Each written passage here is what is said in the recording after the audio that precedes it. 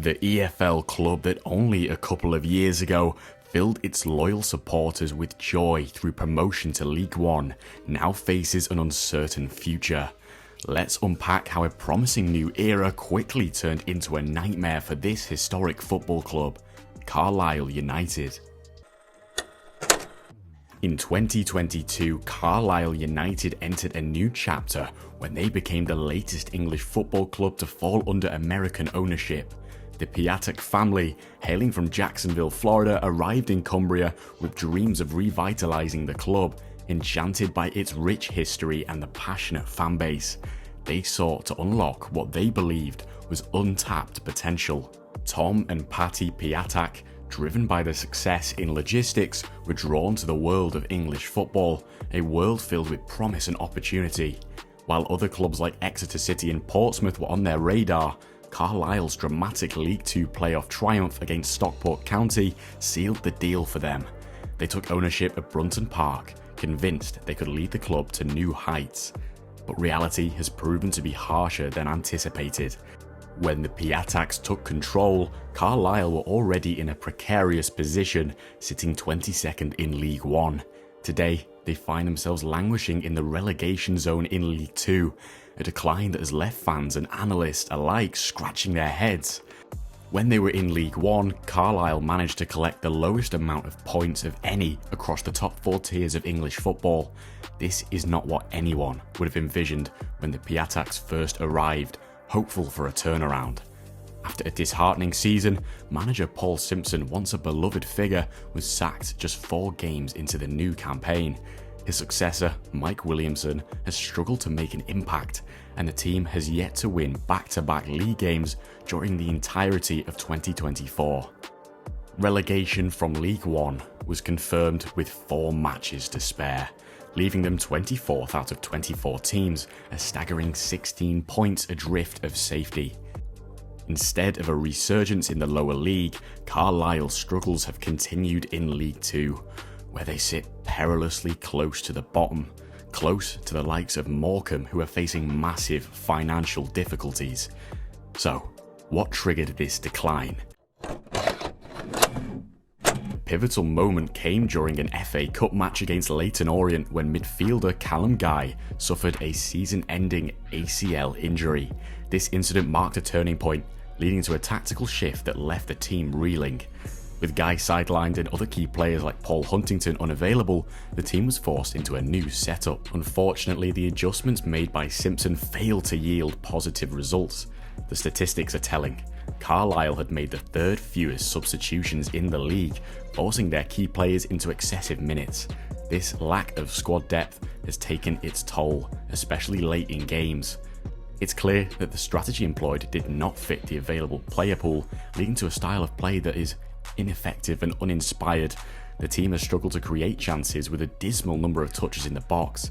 In fact, they rank 18th in that crucial metric, showcasing maybe a lack of striking and attacking intent.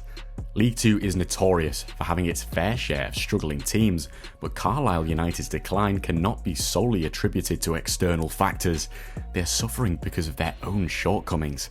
Miserably and lifelessly bad performances have left fans disillusioned. As we look to the 24-25 season, the question remains, can Carlisle United turn things around? The Piateks takeover has improved their financial standing, giving them a potential edge, but they must address the glaring issues on and off the pitch. The rapid descent of Carlisle United from playoff winners to potential relegation battlers twice over serves as a cautionary tale in the world of football. The hopes that once filled the stands of Brunton Park have been replaced by a degree of uncertainty and disappointment. As we wrap up this journey, exploring Carlisle's downfall, it's essential to recognise the lessons that can be learned from their journey. First and foremost, the importance of adapting to the realities of the game cannot be overstated. The Piatek family arrived with high hopes, but they now must confront the harsh truths of football management. Investing in a club requires more than just financial backing. It demands a deep understanding of the game, the league, and the unique challenges that come with it. Secondly, the significance of squad depth and tactical flexibility cannot be ignored. Football is unpredictable, and injuries are an inevitable part of the sport. A successful team must be able to adjust to these challenges, ensuring that they can maintain competitiveness even when key players are sidelined. Finally, the bond between a club and its supporters is vital. Despite the team's struggles, Carlisle United's loyal fan bases continue to show up, averaging over 8,000 attendees last season, even in the face of poor performances. This unwavering support highlights the passion that exists within this club, but it also underscores the need for the team to reciprocate that loyalty with improved performances on the pitch. As we look ahead, it remains to be seen whether Carlisle United can turn this ship around. With the right leadership, tactical adjustments and a commitment to rebuilding, there is still hope for the club. But time is of the essence and the clock is ticking. Major relegation 6 or even 9 pointers, some might argue, are being lost by the club. And slowly but surely they're losing a grip on getting out of that relegation battle.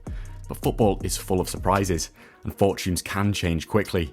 For Carlisle United, the road to recovery might be long, but the potential is there. The Piataks must learn from their first year owning the club, engage with a clearly passionate fanbase and invest wisely in both players and staff. So, thanks for joining me on this journey. Carlisle United fans, I want to hear from you. What do you think about the status of the club at the moment? Can you stay up? What might happen if you do go down to the National League?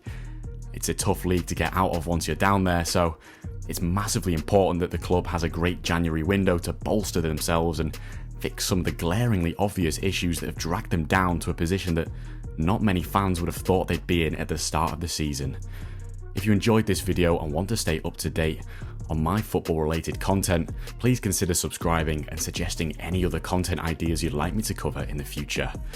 Let's hope for better days ahead for Carlisle United and their dedicated fans.